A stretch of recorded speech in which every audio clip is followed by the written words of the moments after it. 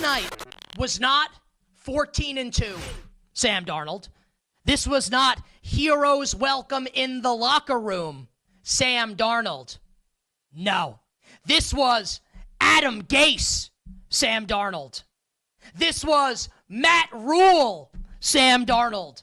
This was, hey, I've got mononucleosis. Making out with all the girls in Hoboken. I've got mononucleosis, Sam Darnold. This was, I'm seeing ghosts, Sam Darnold. He was, and he's had a great season. He's had an awesome season, a great season, a wonderful season. He was horrific last night. He was atrocious. He was awful. He was abominable. He was disgraceful. He was pathetic, right? Anyone want to argue that? That Sam Darnold was terrible in last night's game. In the biggest of spots, under the brightest of lights, 19 of 41 passing the football. I'm going to say something that's it's going to sound insane. And I know it's going to sound insane. And I said it earlier, like I was talking to Femi and Bill Zimmerman before the show, and I said it to them. And they probably thought I was nuts. I meant it to them, and I'm going to mean it now when I say this. I want everybody to think about this. And look, Sam Darnold has had a better regular season than the person I'm going to say has ever had. And has played at a higher level this year than the person I'm going to mention ever has. The Minnesota Vikings have Daniel Jones on their roster right now. Someone want to tell me Daniel Jones wouldn't have been better last night than Sam Darnold? People watched Sam Darnold play last night, couldn't hit an open receiver if his life depended on it. I thought Justin Jefferson was going to have a stroke watching this game. He's running around like a chicken with his head cut off. And usually when Sam Darnold does that, you're expecting him to make some great play down the field. Didn't happen last night. He was absolutely terrible. Daniel Jones has won a playoff game. I'm not suggesting the Vikings should have started Daniel Jones. I'm merely saying this is how bad it was for Sam Darnold last night. And I'm not saying that Darnold shouldn't start the playoff game. He should. But that's how bad it was last night. That I think you could have gotten a better result and been closer in the game if you had started Daniel Jones. And it's not just Sam Darnold that I'm disappointed in last night in the Minnesota Vikings. I'm disappointed in Kevin O'Connell. Now, K-O-C-C-O-Y. He's the coach of the year no matter what. We love Kevin O'Connell on the show. He's going to make us a lot of money winning Coach of the Year. And I hope the same for you, our listeners and viewers. Femi was talking about him in August on the show. He's unbelievable. I would love for my favorite team, the Giants, to hire Kevin O'Connell. He's one of the best, 3 coaches in the league? He's great. Also, he got coached under the table last night by Dan Campbell. If you're Kevin O'Connell, choose your slant. Are you going to be conservative or are you going to be aggressive? Are you going to play your game or are you going to play their game? Which is it? Pick a lane and stay in it. He's aggressive early, he's conservative later in the game, and it ends up costing, in my opinion, the Minnesota Vikings last night. With Dan Campbell, you know what you're getting. With Kevin O'Connell, I thought you knew what you were getting. You know what he was last night? A polished Brandon Staley. That's what he was last night. No rhyme, no reason to anything that Kevin O'Connell did in last night's game. And I love Kevin O'Connell again. I think he's spectacular. I was so disappointed last night in Kevin O'Connell and his coaching for the Minnesota Vikings. And now, Kevin O'Connell's going to be fine.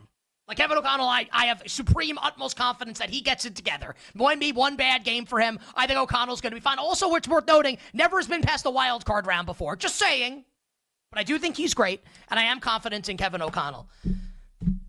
What's the next 7 days? Because the Vikings don't play again for a week from now, Monday night at the Rams. What's the next 7 days going to be like for the Minnesota Vikings after Sam Darnold's performance last night? Next Monday night, Sam Darnold is a road favorite at Matthew Stafford and Sean McVay and the LA Rams. Does anyone out there want to lay the Vikings in that spot right now?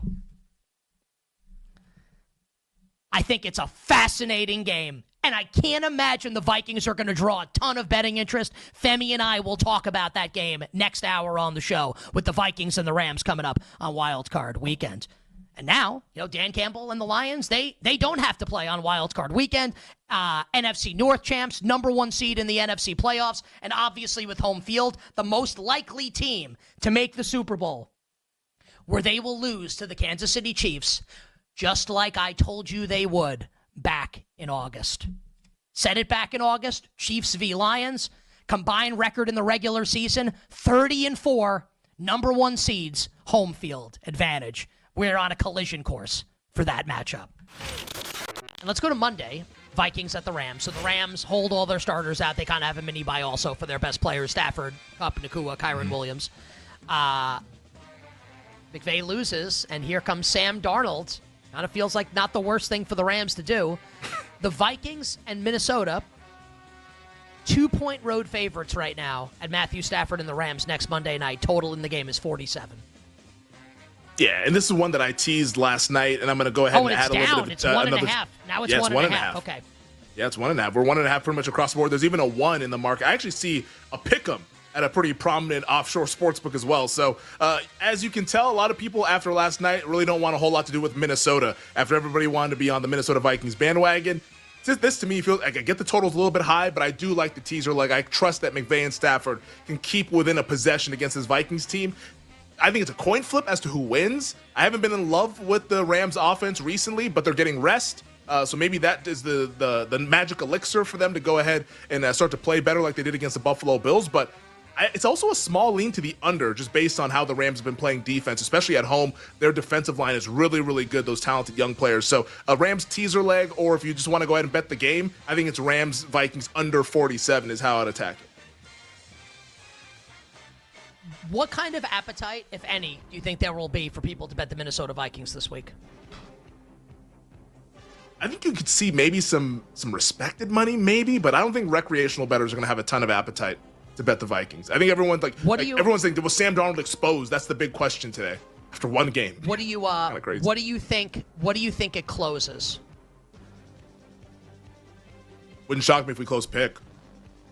Like, that would not surprise me one bit. Like, when I think about the game, I think it's kind of in that range pick. So it's like a slight edge to the Rams, but I mean, at that point, you're kind of just splitting hairs almost a little bit.